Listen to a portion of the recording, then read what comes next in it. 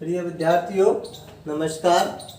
आज मैं MEd first year के अंतर्गत आपको वीडियो लेकर के आया हूँ।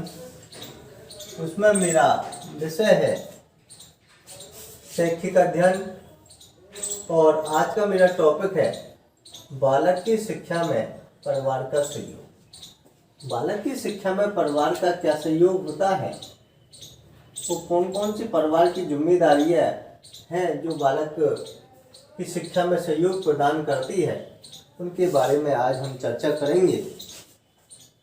कोटा विश्वविद्यालय कोटा के द्वारा जो एमएड का सिलेबस बनाया गया है उसके अंतर्गत हम बालक के सर्वांगीण विकास की ओर पूरा ध्यान देने का प्रयास इसके अंतर्गत करेंगे, क्योंकि जो पेपर है शैक्षिक अध्ययन उसमें शिक्षा से रिलेटेड पूरा जो पाठ्यक्रम है उसको जोड़ा गया है कि हम बालक का शारीरिक, मानसिक, आध्यात्मिक, नैतिक, चारित्रिक आदि सभी गुणों का विकास करते हुए बालक का सर्वांगीण विकास करें।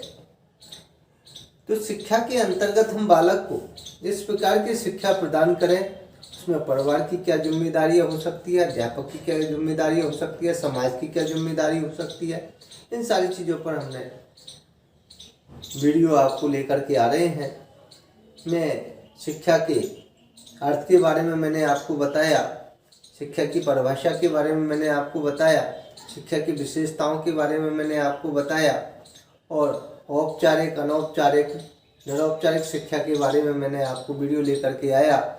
जिसके बाद मैंने शिक्षा के मूल्यों के बारे में आपको वीडियो लेकर के आया था, आपने वो देखा होगा, सुना होगा। आज मैं बालक की शिक्षा में परिवार का क्या सहयोग है इस पर मैं आपको चर्चा कर रहा हूँ। महाविद्यालय ने आपको ऑनलाइन क्लासेज की व्यवस्था जो दी है उसके अंतर्गत आप घर बैठे इसका लाभ उठाएं और आप अच्छे अंकों से उत्तीर्ण होकर के महाविद्यालय के नाम और परिवार का नाम रोशन करें, ऐसी आशा हम रखते हैं। तो चर्चा करते हैं शारीरिक विकास पर ध्यान देना। शारीरिक विकास पर अधिक ध्यान देना बालक की शिक्षा में परिवार का एक बहुत बड़ा सहयोग रहता है कि शारीरिक विकास की ओर हमें अधिक ध्यान देना होता है। बालक का शारीरिक विकास होगा तभी बालक का बौद्धिक विकास होगा, क्योंकि स्वस्थ शरीर में स्वस्थ मस्तिष्क निवास करता है। इसलिए हम कहते हैं कि बालक का शारीरिक विकास पर अधिक ध्यान परिवार को देना चाहिए। जब बालक जन्म लेता है तो बालक को पौष्टिक भोजन की व्यवस्था, पौष्टिक आहार की व्यवस्था उनको करनी चाहिए। ये जो उत्तरदायित्व है वो परिवार का होता है। बालक को संतुलित भोजन मिलेगा, पौष्टिक भोजन मिलेगा, बालक को खेल की व्यवस्था, व्यायाम की व्यवस्था होगी, बालक कई प्रकार से व्यायाम करेगा, सीखेगा, हम उसको सिखाएंगे। परिवार का उत्तरदायित्व है कि बालक को व्यायाम करना सिखाएं, खेल खिलाएं, तब उनका शारीरिक विकास और शरीर स्वस्थ होगा तभी मस्तिष्क भी उसका ठीक रहेगा। इसलिए स्वस्थ शरीर में स्वस्थ मस्तिष्क का निवास होता है। हमें बालक के शारीरिक विकास की ओर अधिक ध्यान देना होगा।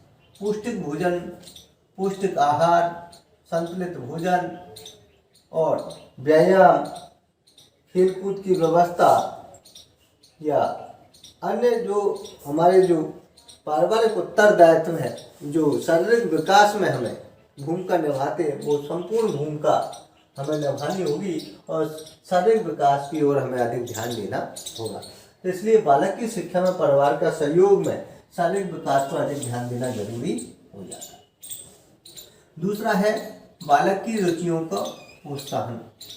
बालक की रुचियों को प्रोत्साहन, बालक की जो भी रुचियां हैं, अभिरुचियां, योग्यताएं, रुचि जो बालक की है उसको प्रोत्साहन करना चाहिए।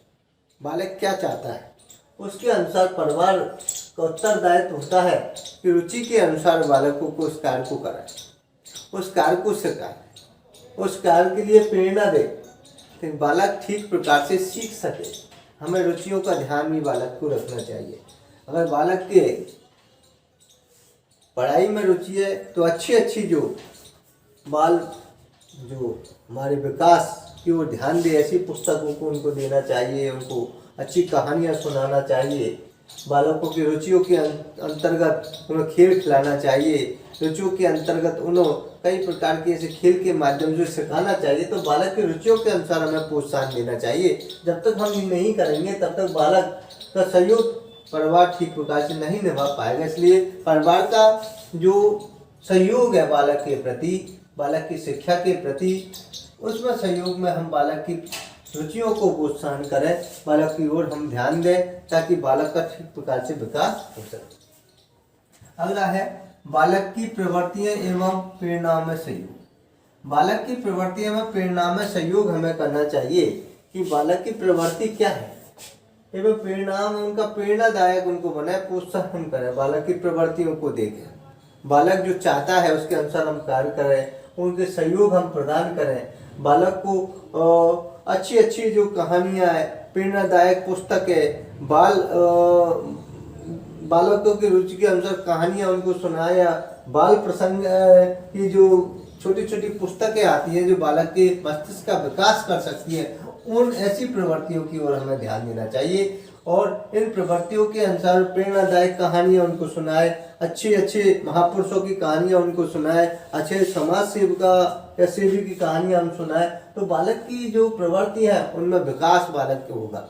क्योंकि बालक कई प्रकार की प्रवृत्तियों को लेकर के जब जन्म लेता है तो उन प्रवृत्तियों को हम सामाजिकरण के द्वारा, अच्छे गुणों के द्वारा, अच्छी बातों के द्वारा, प्रेरणादायक कहानियों के द्वारा, प्रेरणादायक पुस्तकों के द्वारा कई प्रकार से हम प्रोत्साहित कर सकते हैं और बालक को अच्छा बना सकते हैं, अच्छा नागरिक बना सकते हैं। इसलिए बालक की प्रवृत्तियों को भी हम अच्छा बनाने के लिए हम सहयोग प्रदान करें, ये भी परिवार का बहुत बड़ा उत्तरदायित्व हो जाता है। जब तक बालक की ओर हम विशेष रूप से ध्यान नहीं देंगे, उनकी प्रवृत्तियों को हम नहीं देखेंगे, बालक ठीक प्रकार से कार्य कर रहा है या नहीं कर रहा, बालक ठीक प्रकार से सही उत्तरदायित्व की ओर जा रहा है या नहीं जा रहा, इन सारी चीज़ों पर हमें ध्यान देना होगा। अगर नहीं जा रहा है तो उसके लिए प्रवृत्तियों को हमें चेंज करना होगा, उसके गुणों को प्रोत्साहित करना होगा, अच्छी बातों को बनाना होगा। ऐसी सारी चीज़ों के गुणों की प्रवृत्ति में प्रेरणा में सहयोग भी हमें परिवार का बहुत जरूरी हो जाता है। जब तक परिवार इसमें सहयोग नहीं करेगा तो शिक्षा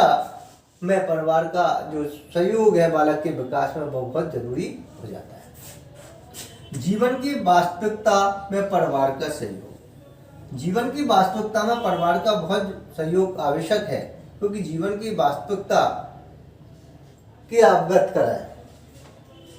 जीवन में कई प्रकार की घटनाएं हमें घटित हो जाती है, सुख दुख आशा निराशा, कई प्रकार के परिवार में ऐसी स्थिति आ जाती है, तो बालकों को उनको सिखाना चाहिए, जीवन की वास्तविकताओं से परिचित कराना चाहिए, ताकि बालक उसमें ढल सके, वो भी सीख सके कैसे हम परिस्थिति से जूझ सकते, कैसे इसका निराकरण कर सकते, इसका समाधान हम किस प्रकार से करा सकते, इस सारी चीजें तब सीख पाएगा जब हम उनकी वास्तविकता में परिवार का सहयोग मिलेगा। बालकों को कठिन से कठिन परिस्थितियों को भी बताना चाहिए और अच्छी बातों को भी बालक को बताना चाहिए, सुख दुख आशा निराशा सब बातों से अवगत कराना चाहिए। तो यही जीवन है, जीवन की वास्तविकता है। जब तक बालक इन सारी चीज़ों को नहीं समझेगा, बालक इन चीज़ों को नहीं जानेगा, तब तक वो इन चीज़ों के लिए तत्पर नहीं हो सकता। इसलिए जीवन की वास्तविकता में परिवार का सहयोग बहुत जरूरी हो जाता है, क्योंकि जब बालक इन सारी चीज़ों को देखेगा, समझेगा, दुख क्या है, सुख क्या है, आशा क्या है, निराशा क्या है, हम किस प्रकार से परिवार में रह सकते हैं, परिवार में क्या दुखी घड़ी है उसमें हमें किस प्रकार से रहना चाहिए, किस प्रकार एक दूसरे से सहयोग करना चाहिए, किस प्रकार से समायोजन करके हमें रहना चाहिए, ये सब जीवन की वास्तविकताओं से हमें अवगत होना चाहिए। तो ये उत्तरदायित्व परिवार का बहुत जरूरी है। तो इसलिए शिक्षा में परिवार का सहयोग में, बालक की शिक्षा में परिवार के सहयोग में, वास्तविकता में परिवार का सहयोग मिलना जरूरी है, वास्तविकता ज्ञान उनको मिलना चाहिए, तभी हम अच्छे जो शिक्षा के अवसरों को बालक को दे सकते हैं। ये परिवार के बहुत सहयोग की आवश्यकता इसमें होती है। परिवार में इन सारी चीज़ों को सिखाना चाहिए। जीवन में हम किस प्रकार से अच्छा बन सकते हैं, किस प्रकार से अपने जीवन को अच्छा बना सकते हैं, अच्छे महापुरुषों की कहानियाँ जो कठिन परिस्थितियों में आगे बढ़ करके अपने जीवन को उन्होंने साकार किया, उन बातों को हम उसमें बताएं, तो हम वास्तविक जीवन से परिचित हो सकते हैं। जब तक हम वास्तविक जीवन को नहीं जानेंगे, हम उस चीज़ों की ओर आगे नहीं बढ़ेंगे, तब तक वो ज्ञान हमें प्राप्त नहीं होगा। इसमें परिवार का सहयोग होना जरूरी हो जाता है। परिवार में इन चीज़ों को हमें सिखाना चाहिए, तभी बालक शिक्षा की दृष्टि से आगे बढ़ सकता है। धर्म की शिक्षा प्रदान करना। धर्म की शिक्षा प्रदान करना, बालक की शिक्षा में परिवार का बहुत बड़ा सहयोग रहता है कि बालकों को धर्म की शिक्षा दें। जब हम बालकों को इस प्रकार की शिक्षा प्रदान करना चाहिए कि बालकों में नैतिक गुण, चारित्रिक गुण, आध्यात्मिक गुण उनमें विकसित हो सके। परिवार का उत्तरदायित्व है कि बालकों में इस प्रकार की शिक्षा प्रदान की जाए, इस प्रकार का वातावरण प्रदान किया जाए कि बालक धर्म से जुड़ सके। और धर्मनिरपेक्ष राष्ट्र के अंतर्गत हम बालक में इस प्रकार गुण प्रेषित करें कि वो राष्ट्र के विकास में सहयोग कर सके। हमें सभी जातियों को लेकर के चलना चाहिए। हिंदू, मुस्लिम, सिख, ईसाई ऐसी भावना हमें होनी चाहिए। हमें विशेष धर्म की ओर हमें ऐसा नहीं ज्ञान देना चाहिए कि एक धर्म के प्रति हम उनको जागृत करें। हम सबको साथ में लेकर के चले, धर्मनिरपेक्ष राष्ट्र की हम कल्पना करें। तो धर्म की शिक्षा में अच्छे आचरण की शिक्षा प्रदान करता है। हम आपसी प्रेम से रह सके, सहयोग से रह सके, स्नेह से रह सके, अच्छा वातावरण बना सके और समायोजन करते हुए हम परिवार में रह सके और धर्म का हम प्रचार प्रसार कर सके, अच्छे वातावरण से राष्ट्र का निर्माण कर सकते, अच्छे सामाजिक प्राणी बन सके। ऐसी धर्म की शिक्षा में सहयोग परिवार का होना जरूरी हो जाता है। क्योंकि शिक्षा के अंतर्गत हम बताते हैं कि परिवार का सहयोग बहुत महत्वपूर्ण होता है बालक के लिए। जब बालक परिवार में जब जन्म लेता है तो धार्मिक आस्थाओं को लेकर के हमें उनके लिए ऐसे गुण प्रेषित की जाए कि वो सबको साथ लेकर के चले, अच्छा कार्य वो करे, धार्मिक उन्नति उसमें हो, पारिवारिक समाज की उन्नति हो, अच्छे आचरण उसमें विकसित हो, आध्यात्मिक गुण उनमें विकसित हो। ऐसी कल्पना हम धर्म की शिक्षा प्रदान करना हमारा परिवार का बहुत बड़ा उत्तरदायित्व होता है। इसलिए बालक की शिक्षा में परिवार का जो सहयोग है वो हमें मिलते रहना चाहिए और धर्म की बातें उनको बतानी चाहिए ताकि हम धर्म से समाज को आगे बढ़ा सकते, राष्ट्र का विकास कर सकते, अच्छे सहयोगात्मक कार्य हम कर सकते। अगला है बालक के चरित्र निर्माण में परिवार का सहयोग।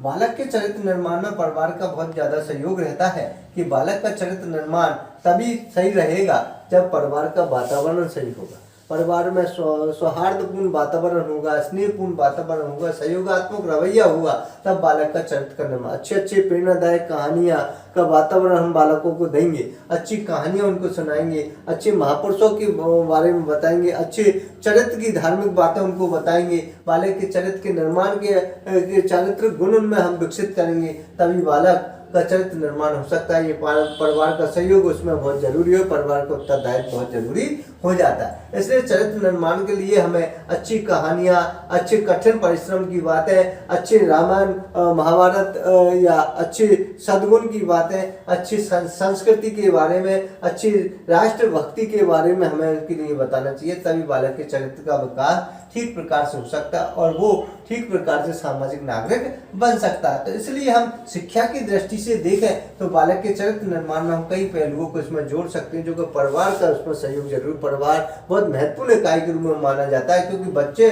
जब रहता है, बालक जब जन्म लेता है तो परिवार का उत्तरदायित्व है कि बचपन से ही उसको चरित्र निर्माण हम करें और जब बचपन से ही हम चारित्र गुण उनमें विकसित करेंगे तब वो अच्छा नागरिक बनेगा, अच्छे सद्गुण उसमें आएंगे, अच्छा सहयोगात्मक जो राष्ट्रभक्ति उसमें उत्पन्न होगी और उसका राष्ट्र का निर्माण भी ठीक प्रकार से होगा, चरित्र निर्माण भी ठीक प्रकार से होगा। तो ये भी परिवार का सहयोग इसमें बहुत जरूरी हो जाता है।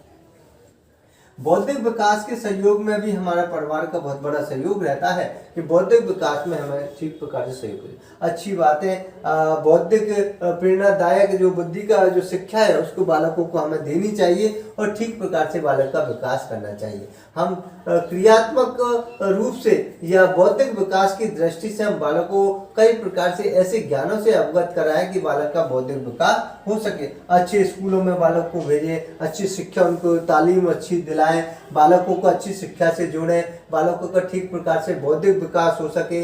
आध्यात्मिक विकास के साथ साथ बौद्धिक विकास होना भी जरूरी हो जाता है, सामाजिक विकास के साथ साथ बौद्धिक विकास जरूरी हो जाता है और पारिवारिक सहयोग उसमें मिलना जरूरी है। परिवार का उत्तरदायित्व होता है कि बालकों को अच्छी तालीम वो दिलाए, अच्छी शिक्षा वो दिलाएं, तभी बालक का बौद्धिक विकास हो सकता है। अच्छी शिक्षा से ही हमारा विकास होगा, अच्छी शिक्षा से ही मस्तिष्क का विकास होगा, अच्छी शिक्षा से ही हम रचनात्मक कार्य कर सकेंगे, अच्छी शिक्षा से ही हम समाज का सहयोग कर सकेंगे, अच्छी शिक्षा से राष्ट्र की भावना हमें जागृत होगी, अच्छी शिक्षा से हमारा चारित्र निर्माण हम कर सकेंगे, अच्छी शिक्षा अंतर्राष्ट्रीय सद्भावना से हम देश को अच्छे स्तर पर पहुंचा सकेंगे। ये सब बौद्धिक विकास के अंतर्गत आता है। हम बौद्धिक विकास के अंतर्गत सोचें तो हमें बुद्धि का विकास तब होगा, हम तर्क वितर्क की बातें करेंगे, अच्छी सोच हमें होगी, अच्छे सामाजिक गुण में प्रेषित होंगे, चारित्रिक गुण हमें होंगे, आध्यात्मिक गुण हमें विकसित होंगे। हम बालक का संपूर्ण विकास जब हम करेंगे,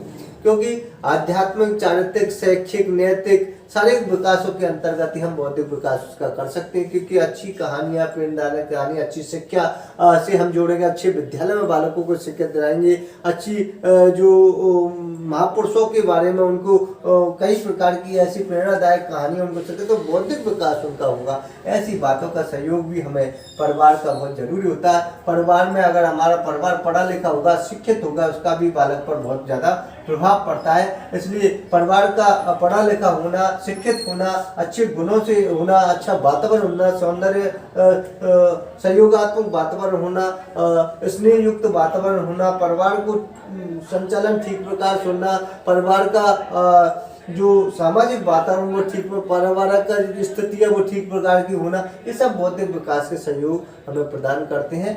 अगला है उचित वातावरण। बालकों को उचित वातावरण प्रदान करना भी अति आवश्यक हो जाता है। तो ये भी हमारी शिक्षा की दृष्टि से देखा जाए, बालक की शिक्षा में परिवार का सहयोग में उचित वातावरण मिलना भी जरूरी हो जाता है। उचित वातावरण बालक को मिलेगा तभी बालक आगे बढ़ सकेगा। परिवार का वातावरण उचित होना चाहिए, हमारे समाज का वातावरण, हमारे सब भाई बंधुओं का, परिवार के सदस्यों का वातावरण उचित होना चाहिए, और बालक के प्रति स्नेह की भावना होनी चाहिए। जब बालक शुरू से ही उचित वातावरण में पलेगा, अच्छे वातावरण में पलेगा, तो बालक में बहुत अच्छे गुण विकसित होंगे। हमें देखना चाहिए कभी भी गृह कलेश नहीं होना चाहिए। घर का जो वातावरण वो ठीक प्रकार से होना चाहिए। घर का वातावरण अगर कलेशपूर्ण है तो बालक के मन और मस्तिष्क पर बहुत ज़्यादा प्रभाव पड़ता है। इसलिए हमें उचित वातावरण परिवार में रखना चाहिए। बालक अच्छी तालीम तभी ले सकता है जब घर का सहयोग उसको मिलेगा, परिवार का सहयोग मिलेगा, अच्छा वातावरण जब उसको मिलेगा तब वो आगे बढ़ सकता, अच्छी तालीम वो प्राप्त कर सकता है। क्योंकि अध्यापकों का भी कहना यही है कि बालक घर से सीखता है, पहली पाठशाला उसकी माँ होती है। कहते हैं बालकों को अच्छी शिक्षा, अच्छी तालीम शुरू से उसकी माँ प्रदान करती है। चलना फिरना, खाना पीना माँ सिखाती है। लेकिन जब वो गुरु के सानिध्य में चला जाता है तो गुरु उसको अच्छा वातावरण प्रदान करने का प्रयास करता है। लेकिन ज़्यादातर जो सहयोग है वो परिवार का उसमें होना चाहिए। गुरु जब शिक्षा देता है स्कूल में, कुछ घंटे के लिए शिक्षा देकर फिर वो परिवार समाज में चला जाता है। लेकिन जो मेन जो फोकस होता है वो परिवार का होना चाहिए। उसका उचित वातावरण परिवार का होना मिलना चाहिए, समाज का उचित मिलना चाहिए, स्नेहपूर्ण भाई बहनों का सहयोग उसको मिलना चाहिए। उचित वातावरण जब तक बालकों को नहीं मिलेगा तब तक बालक ठीक प्रकार से शिक्षा प्राप्त नहीं कर सकता। इसलिए बालक की शिक्षा में परिवार का बहुत ज़्यादा सहयोग होता है। इसलिए हमें ध्यान देना चाहिए कि हम उचित वातावरण को प्रदान करें। उसका शैक्षिक वातावरण उचित होना चाहिए, उसका धार्मिक वातावरण उचित होना चाहिए, उसका नैतिक वातावरण उचित होना चाहिए, उसका आध्यात्मिक वातावरण उचित होना चाहिए, उसका पारिवारिक वातावरण उचित होना चाहिए, उसका नैतिक वातावरण उचित होना चाहिए, उसका सांस्कृतिक वातावरण उचित होना चाहिए। हम पूरे जो संपूर्ण जो सर्वांगीण विकास की ओर अगर देखें तो बालक के जो उचित वातावरण की ओर हमें ध्यान देना चाहिए। इसी दृष्टि से हम बालक के जो शिक्षा में परिवार का जो सहयोग है उसके बारे में मैंने कई एक बिंदु को लेकर के आपको मैं चला हूं कि आप ठीक प्रकार से एक बिंदु को सीख सके। क्योंकि शिक्षा की दृष्टि से देखा जाए तो हमें ये बहुत जरूरी हो जाता है कि बालकों को हम किस प्रकार की शिक्षा प्रदान करें जिसमें परिवार का क्या सहयोग होना चाहिए। क्योंकि महत्वपूर्ण तो परिवार है। जब बालक शुरू से परिवार में जब जन्म लेता है तो पहले पाठशाला परिवार या माँ उसकी होती है, जो परिवार से निकल करके वो फिर विद्यालय में अध्यापक के सानिध्य में वो आता है। तो पहली पाठशाला में अगर हम पहले गुरु माना जाए तो उसकी माँ उसको कुछ सिखाती है और परिवार उसकी पाठशाला कहलाती है। इसलिए हमें बालक की शिक्षा में परिवार का सहयोग बहुत महत्वपूर्ण होता है। तो इस महत्वपूर्ण की दृष्टि से हम देखा जाए तो कई बातें हमारे सामने आती है कि हम इन चीजों को देखें कि पारिवारिक दृष्टि से हम बालकों को इस प्रकार का वातावरण दें कि बालकों में अच्छा निर्माण बालक का हो सके, अच्छी शिक्षा, अच्छी तालीम वो प्राप्त कर सके, अच्छे चरित्र निर्माण उसमें हो सके, उचित वातावरण उनको मिल सके, बौद्धिक विकास उसका हो सके, चारित्रिक निर्माण उसका हो सके, शारीरिक विकास उसका हो सके और उसकी रुचियों के अनुसार उसको वातावरण को हम दे सके, प्रोत्साहन कर सके, उसकी प्रवृत्ति के अनुसार हम कई प्रकार की ऐसी जो प्रेरणादायक बातें उनको बता सके और जीवन में की वास्तविकता से सुख दुख आशा निराशा से हम उसको अवगत करा सके ताकि वो समाज में ठीक प्रकार से ढल सके और वो ठीक प्रकार से समायोजन करके अपना विकास कर सके और सामाजिक प्राणी वो बन सके। इसलिए हमें ये सिलेबस में, शिक्षा के सिलेबस में जोड़ा गया है कि हम शिक्षा की दृष्टि से अध्यापक का भी परम कर्तव्य होता है कि बालक जब समाज से निकल करके आता है तो बालक को उचित तालीम के अनुसार उसको इस प्रकार से ज्ञान दें कि बालक का संपूर्ण विकास हो सके। इस दृष्टि से हम बालक के शारीरिक विकास, मानसिक विकास, आध्यात्मिक विकास, चारित्रिक विकास, नैतिक विकास और उचित वातावरण के अनुसार शिक्षा प्रदान करने का प्रयास करेंगे। आशा नहीं, पूर्ण विश्वास है आपने इस वीडियो को ध्यानपूर्वक देखेंगे, सुनेंगे। जय हिंद, जय भारत, नमस्कार, धन्यवाद।